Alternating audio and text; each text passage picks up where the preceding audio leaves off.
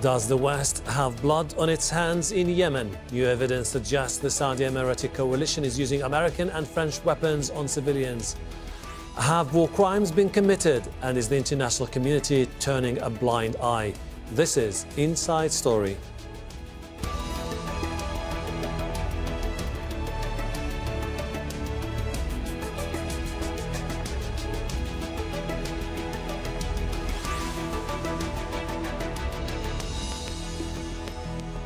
Hello and welcome to the program. I'm Hashem Ahelbarra. 4 years of war in Yemen have killed thousands of people and created what the UN say is the world's worst humanitarian crisis. New evidence is linking some of those deaths to weapons made in the West.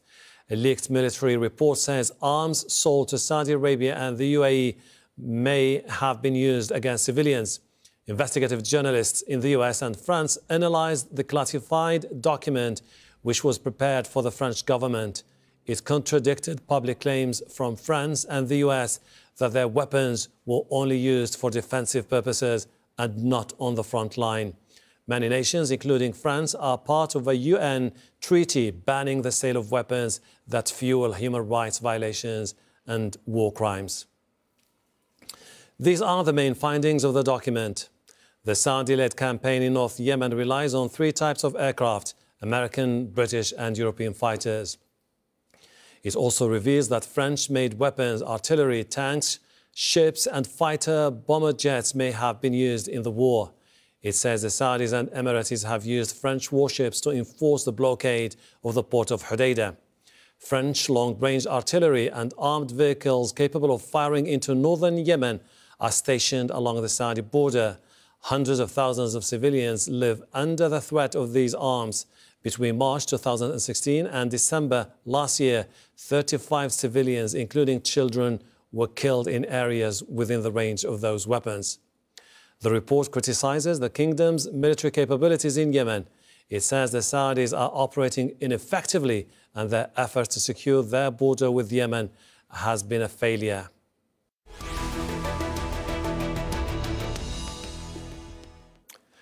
Let's bring in our guest. Joining us from London, Mohammed, Jumeh, who is a member of the Yemeni National Dialogue Conference. Peter Vezeman is a senior researcher in the Arms Transfers and Military Expenditure Programme at the Stockholm International Peace Research Institute, and he joins us by Skype. And in Boston, we have Glenn Carl, a former Deputy National Intelligence Officer for Transnational Threats on the US National Intelligence Council. Welcome to you all. Mohammed, the classified document of the French military intelligence, along with the investigative journalism done in France and in the US, reveals what the American and French officials have been denying for many years, that the weapons that they are selling to the UAE and Saudi Arabia are not for offensive purposes in Yemen. Of course, we've been listening to all these statements for a long time from both countries and from the UK as well, that all these weapons are used in Yemen or by the borders of Saudi Arabia with Yemen, according to the policies followed in these 2 countries, or 3 countries, including the UK. The problem is it's not that these weapons are used in both sides or in the border by Yemen and Saudi Arabia, but there are also weapons came from other countries such as Iran, as the United Nations mentioned in many statements that the remainings of the weapons found in Yemen and in some part of Saudi Arabia are similar to the Iranian missiles manufactured in Iran. So, of course, we are going to listen to statements denying using these weapons, but I think most of these statements are encouraged by, or they are because of the strong relationship between Saudi Arabia and the US from one side, and between Saudi Arabia and France from the other side. So I think the political, economic relationship between these countries and Saudi Arabia and Emirates is the priority in front of the politicians in these countries, and not the reports by human rights organizations. Peter, this was supposed to be a highly classified document meant for the senior members of the French government. Now that it has been leaked, how damaging is it to the French in particular? I think the first thing to say is that the document basically confirms what many others have already said before, what images from the war has already shown us before, what several NGOs and also, for example, the panel of experts that has been appointed by the United Nations to investigate what's happening in the war in Yemen. They've already confirmed what is happening there, and that the weapons which are being used there are primarily from the West, from the US, from the UK, and also from France and a number of other European states. So in that sense, the report is not new. The new thing about it is, of course, that it is very clear that the French government has asked its intelligence service to supply such a report. They have received it. They have received clear indications that French weapons are being used in the war or very close to the war. And still, they haven't really taken any action, such as, for example, Germany has done, because Germany has decided to put an arms embargo on Saudi Arabia for the time being. And so the question will be, will this report be sufficient, let's say, ammunition for the NGOs to force the French government to rethink its arms sales policy to Saudi Arabia? Glenn, is this report likely to spark more fireworks in the United States of America, which is the main supplier of weapons to the Saudis and the Emirates? Well, it may have some effect. I mean, the report really is a bit like discovering that gambling is occurring in a casino. In that sense, there's no surprise whatsoever. It also is, I was interested to see that the French function very similarly to the United States, which is, you stated earlier, our colleague of ours stated a moment ago that the economic interests were predominant. And I would push back a little bit on that. If the political decision were taken that it were not in the interest of France or the UK or the United States to provide weapons, then there would be a change in policy. So I would say the political military reasoning takes priority first, but the economic one of selling weapons is quite important. Then to expect that weapons not be used and not go astray in a civil conflict and in a war setting is almost impossible to conceive. So the challenge then becomes for the governments always, how do we stop, if possible, use by unintended parties? And that's almost impossible. So there is the legal obligation to try to, and then there is the political obligation to try to appear to be stopping that. And then there's the public relations one of what do we do when it comes out that, in fact, this is occurring. That's where we are now. Mohammed, doesn't this report pose many challenges for the government of President Ahelbarra Mansour Hadi? He's backed by the Saudis and the Emirates, and some of those weapons were used in military bases in areas controlled by government of Ahelbarra Mansour Hadi. It could just further raise the narrative in different parts of Yemen that he is responsible for what is happening to the civilians. Well, I think it's very complicated when you talk about who is responsible in that area, because somehow the government sends some indications that it is not responsible for the actions of some military groups or some militants in Aden or in some areas in the south, because they are not under its control. But on the other hand, officially, they are part of the government, police or security forces, or of the government armed forces. But I think it is not to me to decide is that or not responsible for these actions in the war fields. But the problem in Yemen and the problem of the civilians in Yemen is that all these concerns about weapon sales to whether to Saudi Arabia or to the Emiratis, this is not the concerns in the Yemeni in Yemen, but the whole concern in Yemen is to end the war. And I think the negotiation is facing a very difficult time nowadays because both parties are not willing to go to negotiation. Okay. And I think the Houthis especially, they refused for the last few weeks, as they stated, they refused to withdraw their troops from Hodeidah according to Stockholm agreement. Peter, when you look at the details of the confidential document, it talks about laser-guided missiles provided by the West to the Saudis used in their attacks. Some of them were responsible for the death of civilians. French vessels taking part in the naval blockade, which the Saudis are saying is crucial to prevent any smuggling of weapons into Yemen. But the report is saying that this is also affecting the supply of food into Yemen.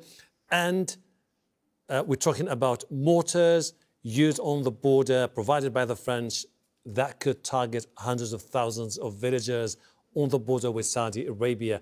Isn't this something that should, in theory, raise an international concern about the need to at least put into place new rules about war in Yemen?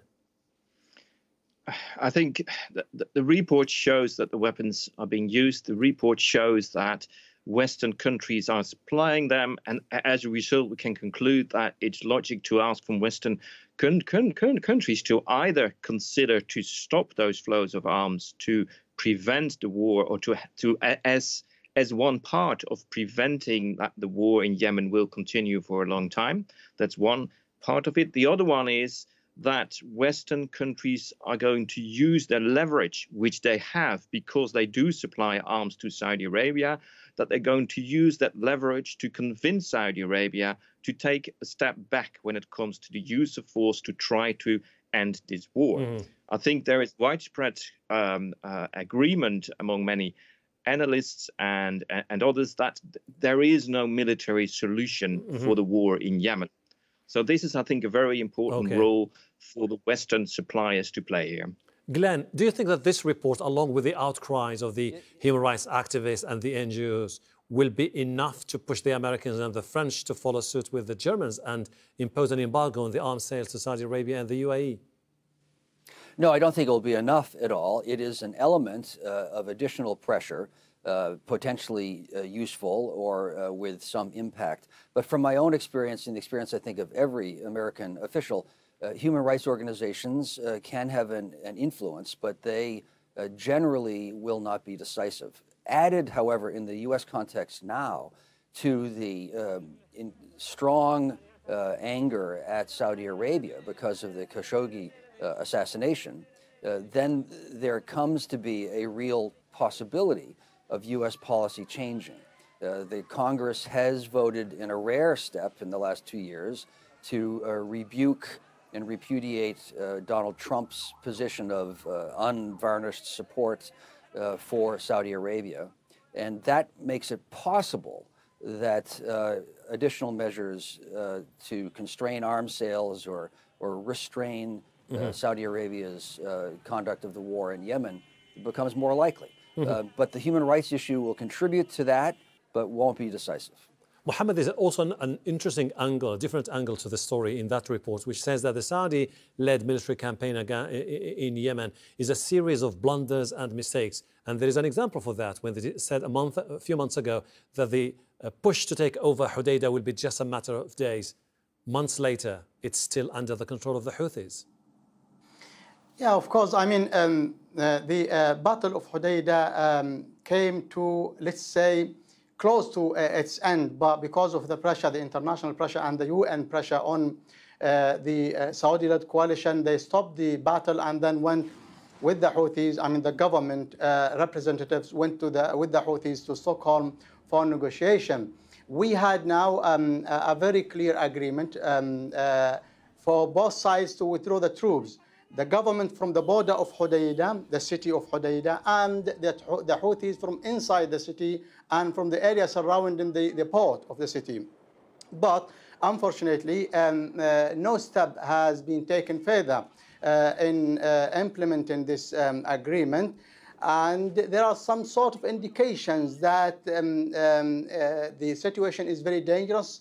It might come back to war because the Stockholm Agreement is frozen, and the Houthis refused, according to some officials in the United Nations, refused to withdraw their troops from the city of Hodeidah, and accordingly, of course, the government troops are not withdrawn from the border of the city. Well, there are huge differences anyway about how to move forward when it comes to the implementation of the landmark deal which was signed in Stockholm. Peter, I mean, some of the details in the report should be really humiliating for the Saudis, particularly given that this is a report coming from the French military intelligence. It says that despite the massive military hardware amassed by the Saudis on its border, they are still prone to spectacular attacks by the Houthi fighters who have less advanced weapons compared to what the Saudis have.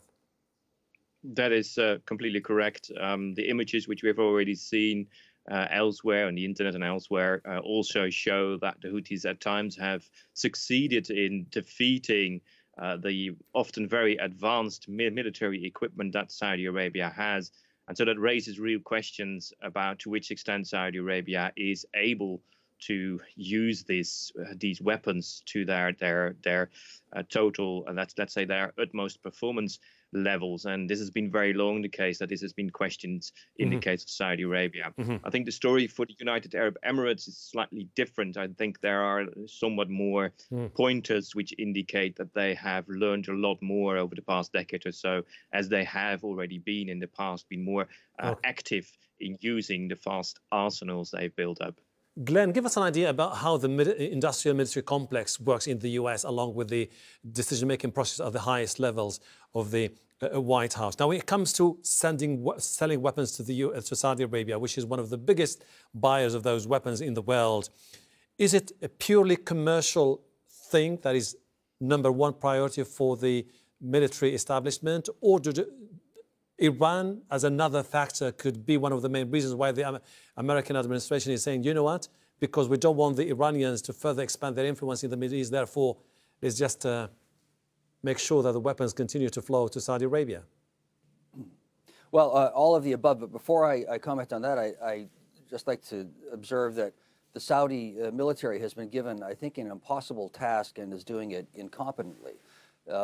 To solve a civil war, to foster civil reconciliation is not something that any military can do, and that's the task that they've been assigned. And having sophisticated weapons does not an effective military or political policy make. Now, in the U.S. Context, geostrategic issues are the ultimate decisive point. So if the United States government, the White House essentially, decides that a specific issue is in a vital national American interest, then arms sales will or will not occur. Barring that, the economic driver of foreign military sales will be allowed to play out and will predominate. So Yemen, from the United States perspective, is a significant issue, but not a vital national concern. And so arms sales are, from that perspective, a good thing and will continue. Mohammed, this whole thing is more of a small angle in a big picture, which is about millions of Yemenis who have been evicted of their own villages, entire neighborhoods destroyed, thousands of people killed, a situation which has been described by the UN as the worst humanitarian crisis in the world, and you're talking about a political impasse in the country. Do you have any hope for a future reconciliation between the warring factions in Yemen?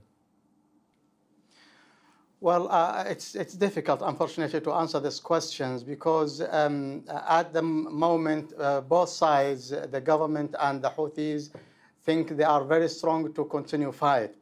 And I think, as the Martin Griffiths yesterday mentioned, that it's impossible to go to a political negotiation before implementing Stockholm Agreement, which is unfortunately not implemented until this moment.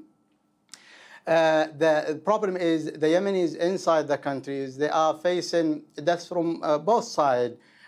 We do not have to ignore the landmine killed hundreds of people, and there are another crime committed also by the Houthis, which is child soldiering. According to human rights and other organizations, other human rights organizations. There are also, of course, the air bombardment is doing a very bad. It has a very bad impact on the villages, on the Yemenis, on the civilians. Exactly. If I may just step in particular when it comes to the airstrikes, that report is talking about 24,000 airstrikes launched since the start of the conflict in 2015, creating unprecedented damage to different areas across Yemen. Peter, you've issued a report at CIPRI about a few weeks ago about the arms sales in the Gulf region, where Saudi Arabia, the UAE and other countries are some of the world's biggest arms importers. If the trend continues, isn't this something which is likely to further just create instability in the whole region? I think the trend right now is that, as you mentioned, Saudi Arabia, the UAE, also Qatar, and even Kuwait now too, are and will remain major arms recipients. And I think that raises some real questions about what these arms are supposed to do in the region. Are they going to contribute to further wars, such as we've seen in Yemen, or maybe a bit further away in Libya too? Can they contribute to further tensions with Iran? We shouldn't forget that Iran has a very different position. It doesn't import so much. It has a different way of fighting its wars. How do these weapons really contribute to stability in the region, or do they do exactly the opposite?